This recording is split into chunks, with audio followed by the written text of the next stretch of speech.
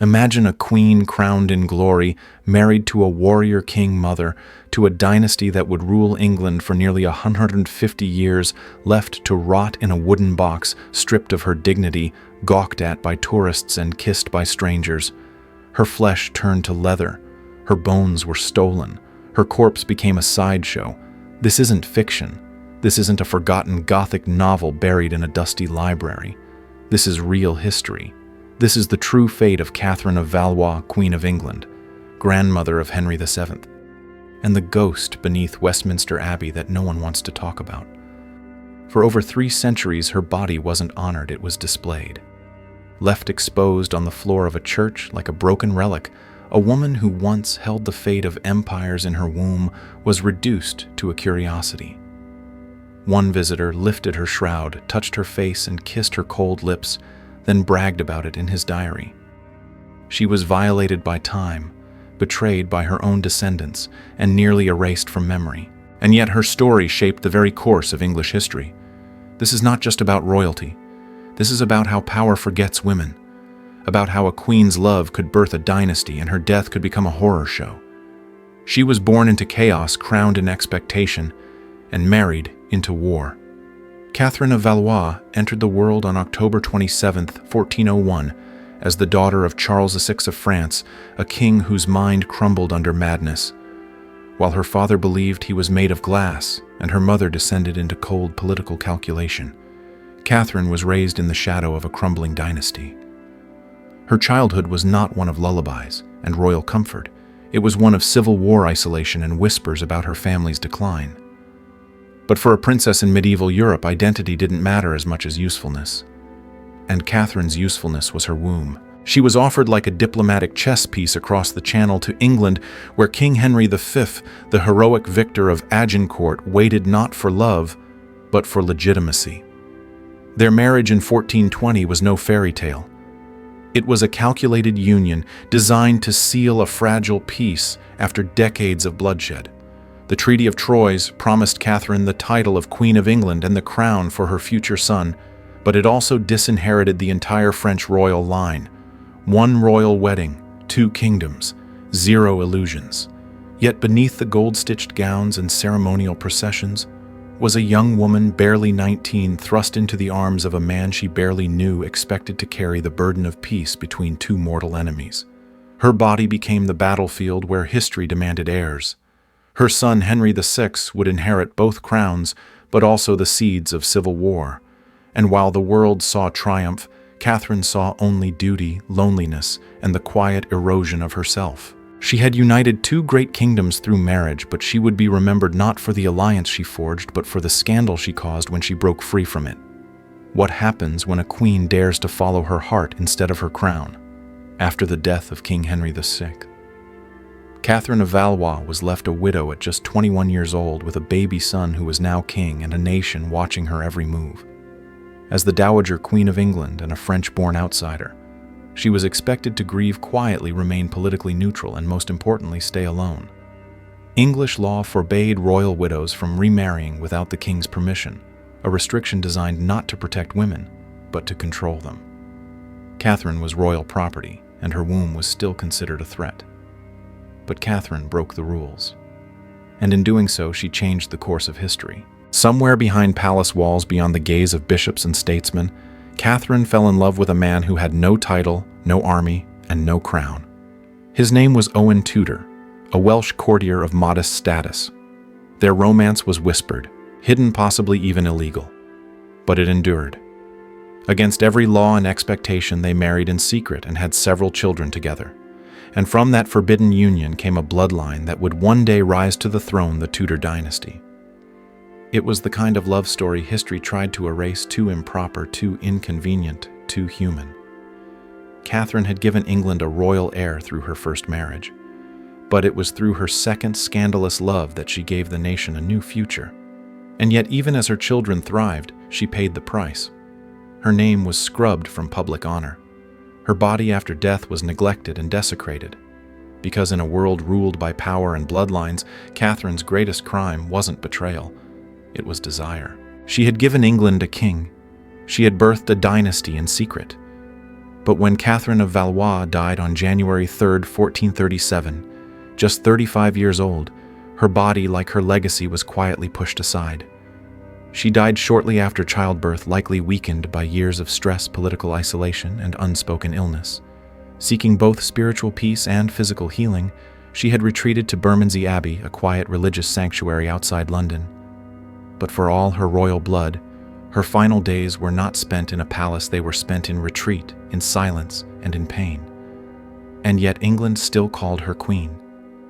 Despite her scandalous second marriage to Owen Tudor, Catherine was granted a queen's funeral. Her body was embalmed in the traditional royal manner, organs removed, flesh wrapped in cloth, encased in lead, and placed into a wooden coffin.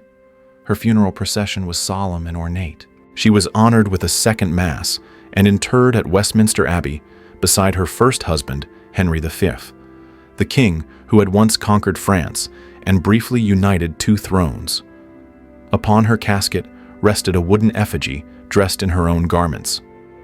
The figure had soft features, a long neck, and blue-gray eyes.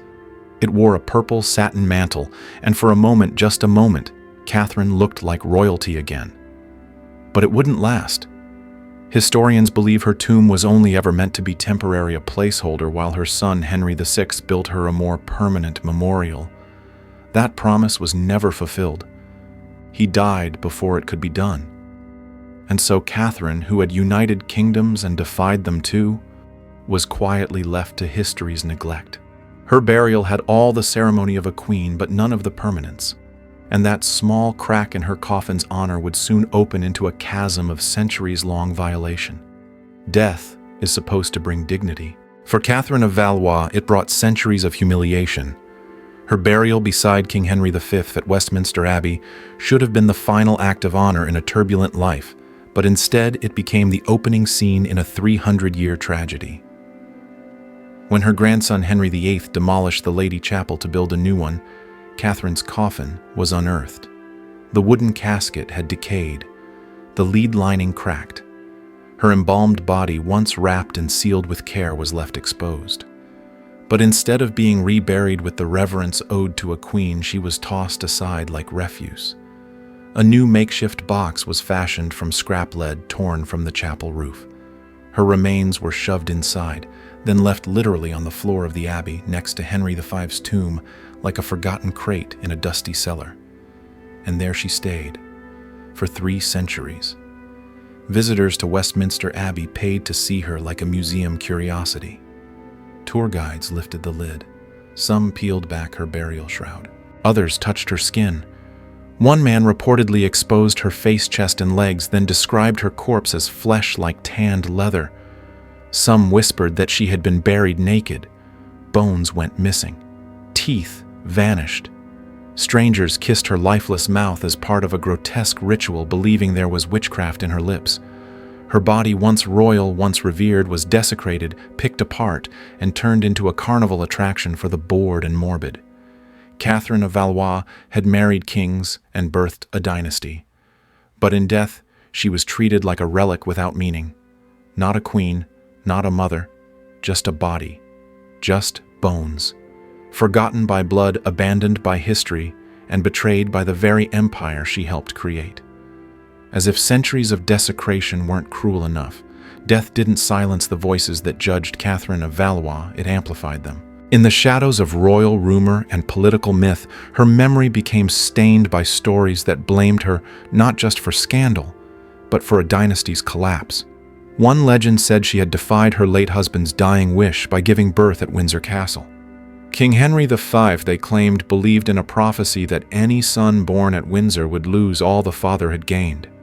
And so, when Catherine gave birth to Henry VI at Windsor against that ominous warning, some whispered she had cursed her own bloodline. The boy would grow up to lose France, lose England, lose his mind. Was it a coincidence, or a mother's fatal rebellion? But legends like wounds grow deeper with time. Another story claimed Catherine had begged never to be buried as penance for her sins. Her sins, of course, being love independence and the refusal to obey the royal script. Whether these tales were born of fact or malice didn't matter. They served a purpose to justify the grotesque way history treated her. She wasn't just forgotten, she was blamed. For her son's downfall, for civil war, for breaking protocol, for daring to love someone beneath her. And that's the tragedy: when a queen defies the narrative written for her, she becomes the villain in someone else's story. Catherine of Valois didn't just fall from grace. She was pushed by a culture that feared women who loved too boldly, mothered too powerfully, and refused to stay within the margins of obedience. Her legacy wasn't just rewritten, it was weaponized. Centuries after her death, Catherine of Valois was no longer seen as a queen, but as a curiosity. Her corpse, instead of being protected behind stone and prayer, became an exhibit. What began as royal neglect evolved into something far more disturbing: physical violation dressed up as historical interest. Her body, once wrapped with care in layers of cloth and sealed in a lead-lined coffin, had been left exposed in a makeshift box on the floor of Westminster Abbey. And soon, it wasn't just time that stripped her dignity. It was people. Visitors came by the hundreds. Some paid to see her. Others brought their friends. Tour guides lifted the lid like it was part of a tour package. But the worst were those who touched her. One man recorded in horrid detail peeled back the cloth covering her face, chest, and legs. Her body, shrunken and desiccated, was described as looking like leather scraped thin. Her burial shroud may have been her only covering. Naked. On display. A queen reduced to skin and bone, propped up for entertainment. Perhaps the most famous account came from Samuel Pepys, the 17th century diarist. After watching Shakespeare's Henry V, he visited the abbey and touched Catherine's corpse with his own hands, then wrote almost proudly that he kissed her mouth. A dead woman. A royal. His act became part of a grotesque tradition. Kisses for the queen whispered with amusement, fueled by myth and morbid thrill. Some believed there was magic in her lips. Others just wanted to touch power even in decay. This wasn't history. It was desecration. Catherine of Valois didn't lie in state. She lay in spectacle. Her body, once revered, was picked apart by strangers, turned into a dark souvenir of the very empire she helped shape. After centuries of being prodded, kissed, stripped, and stolen from, Catherine of Valois was little more than a ghost in pieces. But in 1878, fate offered one final chance at dignity. That year, the Villiers family vault in Westminster Abbey was opened to admit a newly deceased countess. What they found inside was not just a coffin, but a scandal long buried and half forgotten. Catherine's remains had been dumped there decades earlier, crammed against a wall, collapsed and fused to the coffin beneath her. Her skeleton was shattered, her skull broken, her spine disjointed, ribs missing, bones swapped. A shoulder blade where a pelvic bone should have been. Her body wasn't resting, it was lost, fractured and decaying into anonymity. The team, led by Dean Stanley with Queen Victoria's approval, attempted what no one else had dared for over 300 years to restore her honor. When they tried to lift what remained of her coffin, it crumbled in their hands. Her body had turned to mush in places, her face unrecognizable, her teeth all gone. Tourists and time had taken their toll. But miraculously, parts of her remained untouched, her legs still wrapped in 12 layers of cerecloth, one arm's skin intact. Her head had rested on a silk-covered wool pillow, now offered in pieces to the Queen. And so, in the quiet, lantern-lit halls of Westminster, a new oak coffin was prepared. Her broken fragments were gathered, her old chest placed inside, and a third funeral procession was held, silent, reverent, and long overdue. A gray marble tomb now marks her resting place, bearing Latin words that restore her name and lineage. After lifetimes of violation, Catherine was finally buried, not as a curiosity, but as a queen, and this time, no one was allowed to touch her. In the end, it wasn't the crown, the marriage, or the bloodline that defined Catherine of Valois. It was the silence of her final funeral, the silence of the Abbey's dark corridors, the silence that followed centuries of noise, rumors, desecration, superstition, exploitation. When her new oak coffin was finally lowered into the ground in 1878, lit only by a lantern and carried without ceremony, it wasn't just a burial, it was a reckoning, a long-delayed apology, a quiet attempt to right a royal wrong. Her new tomb bears an inscription in Latin, one final act of remembrance, daughter of a king, wife of a conqueror, mother of a dynasty, forgotten, erased, misjudged, but now at last honored. It is the last royal tomb ever added to Westminster Abbey, and perhaps the most poetic, because it doesn't just mark a grave. It marks a transformation from object back to human, from relic back to woman, from shame back to dignity. Catherine's story is more than a cautionary tale of royal scandal. It's a mirror. It asks us, what do we do to women who break the rules? What happens to those who love without permission, grieve without approval, or live outside the lines drawn by power? For centuries, Catherine was punished for her rebellion. But in the end, she outlived her judges. Her descendants ruled. Her love endured. And her name returned. In a world that still forgets women, still punishes boldness, and still turns pain into spectacle, Catherine's life reminds us that dignity denied is not dignity lost. It can be reclaimed, even if it takes 400 years. Rest in peace, Queen Catherine. They finally remembered. If this story moved you, if Catherine's forgotten legacy, stolen dignity, and final redemption struck a chord, don't let her be forgotten again. Leave a comment and tell us what part hit you the hardest. Save this video so you can revisit her story and share it with someone who thinks history is just names and dates. And if you want more true stories that history tried to bury, hit that subscribe button. Because here, we don't just tell history, we give voice to the silenced.